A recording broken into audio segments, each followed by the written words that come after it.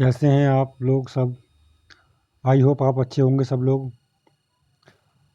आज हम बात करने वाले हैं यूपीएससी, जिसे आईएएस और आईपीएस बोलते हैं। यूपीएससी की बात करने वाले हैं। इसमें आपको पैटर्न बाय पैटर्न हर चीज़ समझेंगे और जानेंगे। इसमें सबसे पहले बात करते हैं उन लोगों की जो लोग कहते हैं कि यूपीएससी का एग्ज़ाम बहुत बड़ा एग्ज़ाम है और ये सबकी बस की बात नहीं है। तो ऐसा कुछ नहीं है। ये सिर्फ वही लोग कहते हैं जो अपने कर्तव्यों से भागते हैं, जो अपने संघर्ष से भागते हैं, जो अपना संघर्ष नहीं करने चाहते हैं। इसलिए मैं कहना चाहता हूँ आपसे कि आप चाहे कोई भी स्तर के हों, किसी वर्ग के हों, किसी जगह के रहने वाले हों, लेकिन आप यदि इस परीक्षा की तैयारी करते हैं तो आप ज़रूर सफलता पाएंगे। आपने एक कहावत सुनी होगी कि सभी सिलेक्ट नहीं होते हैं। वो बात ठीक है आपकी कि सभी लोग सिलेक्ट नहीं होते हैं, लेकिन सिलेक्ट वही होते हैं जो अपनी तैयारी को बना के रखते हैं, करते हैं। इसमें पढ़ाई के साथ साथ आपका क्या है, पढ़ाई के साथ साथ आपका अनुभव भी काम आता है। अनुभव आपका कैसे काम आता है? जो आपने सीखा है, किताबों से सीखा है, लोगों से सीखा है। यूपीएससी खाली एक सिलेबस पढ़ के एग्ज़ाम नहीं होता है क्वालिफाई, इसलिए आपका अनुभव बहुत ज़रूरी है। इसमें ये भी कहा जाता है कि इस परीक्षा को देने से पहले आपका बैकग्राउंड अच्छा होना चाहिए और आपके पास पैसा होना चाहिए, तभी आप इस परीक्षा को सफल कर सकते हैं या सफलता प्राप्त कर सकते हैं। ऐसा कुछ नहीं है। यदि आपके पास हौसला, जुनून, हिम्मत और थोड़ी सी जज्बा है तो आप इस परीक्षा को पास कर लेंगे। क्योंकि ये परीक्षा, लोग बोलते हैं कि ये परीक्षा छोटी परीक्षाएं निकल नहीं रही है, बड़ी परीक्षा क्या निकलेगी। तो ऐसा नहीं है। जो लोग सफल हो रहे हैं उनसे भी छोटी परीक्षाएं नहीं क्वालिफाई हुई हैं, लेकिन उन्हें बड़े बड़े एग्ज़ाम क्वालिफाई कर दिए हैं। इसलिए आपको उनकी बातों पे ध्यान नहीं देना है जो आपसे इस तरह की बातें करते हैं, और आपको अपने कर्तव्य और अपने संघर्ष, अपने मार्ग पर लगे रहना है। आपको ध्यान रखना है इस बात का भी कि आपका एक फैमिली है, फैमिली को आपसे उम्मीद है, उस उम्मीद को बनाए रखना है, नहीं तोड़ना है उनकी उम्मीद। उन्होंने आपको कुछ सपने हैं उनके, उनको साकार करना है। इसलिए आप अपना तैयारी का स्तर बना के रखें और दूसरे के उसमें ना आए। देखिए, मैं आपसे बार बार इस तरह की बातें इसलिए कर रहा हूँ क्योंकि बहुत से विद्यार्थी यही सोचकर तैयारी नहीं करते हैं कि ये बहुत बड़ा एग्ज़ाम है, ये हमसे क्वालिफाई नहीं होगा। अरे आपने कभी कोशिश की? आप अगर कोशिश करेंगे, देखिए कोशिश करने वाले की हार नहीं होती, ऐसा सुना होगा आपने, और वह ठीक भी है। आप एक एग्ज़ाम देते हैं, कोई छोटा एग्ज़ाम देते हैं और कहते हैं कि हमारी बस की बात नहीं है, तो वो चीज़ आपके साथ लागू नहीं होती है। अरे ऐसा कोई भी काम नहीं है जिससे आप कर ना सकें। कहते हैं एक पत्थर को शिद्दत से उछाला तो होता, या तबीयत से उछाला तो होता तो आप देखते। तो ये वही बात है कि आप अगर इस एग्ज़ाम की तैयारी तबीयत से करते हैं, शिद्दत से करते हैं, और आप एक, आपके मेन चीज़, आपको एक चीज़ और सोचनी चाहिए कि हमें कुछ करना है, कुछ बनना है। देखिए, ये एग्ज़ाम ऐसा है जिसमें से सरसों का दाना एक छाँट कर निकाला जाता है, वैसी एग्ज़ाम है। 10 लाख प्रति वर्ष फॉर्म अप्लाई करते हैं लोग, लेकिन बनते कितने हैं? 700, 800, हद में हद 1000। तो आपको तैयारी करनी है, ऐसा नहीं कि 1 लाख 10 लाख फॉर्म भर रहे हैं। निकलते तो वही हैं जो तैयारी करते हैं। अब वो भी यही सोचते हैं कि नहीं, हम तो नहीं कर पाएंगे, इतने लोग अप्लाई करते हैं, हमारा नंबर कहाँ आने वाला है। तो वो लोग भी नहीं बन पाते। इसलिए आप अपनी तैयारी को अच्छी तरह बनाए रखें और अपना हौसला, जज्बा बनाए रखें, क्योंकि किसी भी परीक्षा को देने के लिए सबसे पहले आपके पढ़ाई के साथ साथ आप में हिम्मत, हौसला, ताकत, वेट करने की क्षमता और चीज़ों को समझने की क्षमता होनी चाहिए। तभी आप कोई भी एग्ज़ाम क्वालिफाई कर सकते हैं। चाहे कितना ही बड़ा एग्ज़ाम क्यों ना हो, कितना ही कैसा ही एग्ज़ाम क्यों ना हो, आप यदि पूरी ईमानदारी के साथ मेहनत करते हैं तो आप जीवन में हमेशा सफल होते हैं। तो ये सफलता खाली एक नौकरी पाने का नाम नहीं है कि आप कि नौकरी आपको मिल गई, आईएएस बन गए, पीसीएस बन गए, या आप कहीं के कलेक्टर, डीएम, एसपी बन गए तो आप सफल हो गए, ऐसा नहीं है। यदि आप वैसे सफलता का नाम एक ही चीज़ का नाम ये रखा गया है सफलता, कि आप यदि कुछ अपने द्वारा अपने में कुछ खोज लेते हैं अपने आप में, तो वो भी एक सफलता है। हर चीज़ सफलता खाली एक पद पाना ही सफलता नहीं है। सफलता ये भी है कि जिससे हमें खुद को लगे कि हाँ, अब मैंने बहुत कुछ कर लिया, अब इससे आगे मुझे बस लोगों को सिखाना है और लोगों को कराना है। अब मैं जितना कर चुका, ये भी एक सफलता का ही नाम है। ये ऐसा नहीं है कि कोई पद पा लिया और आप कहते हैं सफलता हो गई, सफल नहीं हो पाए हम। सफलता का नाम दूसरी चीज़ अपने आप को खोजना है कि अपने आप को कितना अनुभव हो गया है। आप देखिए, आपने देखा होगा जो लोग आईएएस पीसीएस नहीं बन पाते हैं, वो दूसरे लोगों को सफल होने के लिए प्रेरित करते हैं, तो वो अपने आप में एक सफल व्यक्ति होते हैं, तभी तो वो लोगों को सफलता की ओर ले जाते हैं। अगर वो लोग यही सोच लेते, अरे मैं सफल नहीं हो पाया और मैं अब कुछ नहीं करूँगा, तो वो दूसरों को सफल होने की प्रेरणा नहीं देते। तो इसलिए सफलता की प्रेरणा वही देता है जो खुद सफल होता है। सफलता का नाम सिर्फ पद पाना या आप किसी नौकरी में लग जाना नहीं है। इसलिए आप क्या है, आप अपने जीवन में अपने हमेशा पॉजिटिव रहिए, पॉजिटिव सोचिए, पॉजिटिव काम करिए, पॉजिटिव लोगों से मिलिए। ऐसे निराशवादी लोगों से मत मिलिए जो आपको डिमोटिवेट करें।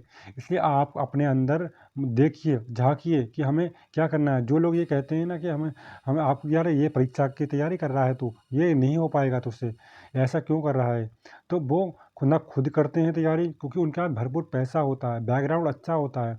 आपके पास भरपूर पैसा नहीं है, बैकग्राउंड अच्छा नहीं है, आपके माता-पिता ने आपको संघर्षों में पाला है, संघर्षों का जीवन बिताया है, आपको आपकी अपनी एक-एक फूटी-कौड़ी जोड़-जोड़ के आपको यहाँ तक पहुँचाया है, इसलिए किसी दूसरे की बातों को आप ध्यान ना दीजिए।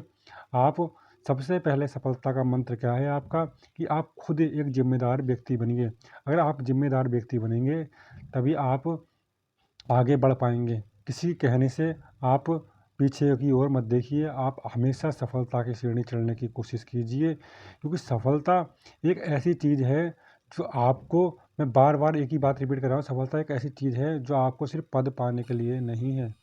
कोई पद पाना, बाकी बात आपकी रही बात किसी नौकरी की, तो आप जब सफल होंगे तो आपको कोई ना कोई नौकरी ज़रूर अवश्य ही मिल जाएगी।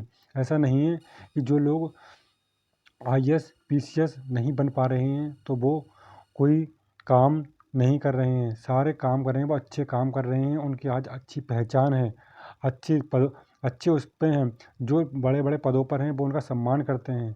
इसलिए आप हमेशा अपनी तैयारी बनाए रखें। ये एग्ज़ाम बड़ा तो है, मगर इतना ही बड़ा नहीं है कि आप इसको कर ना सकें, निकाल ना सकें।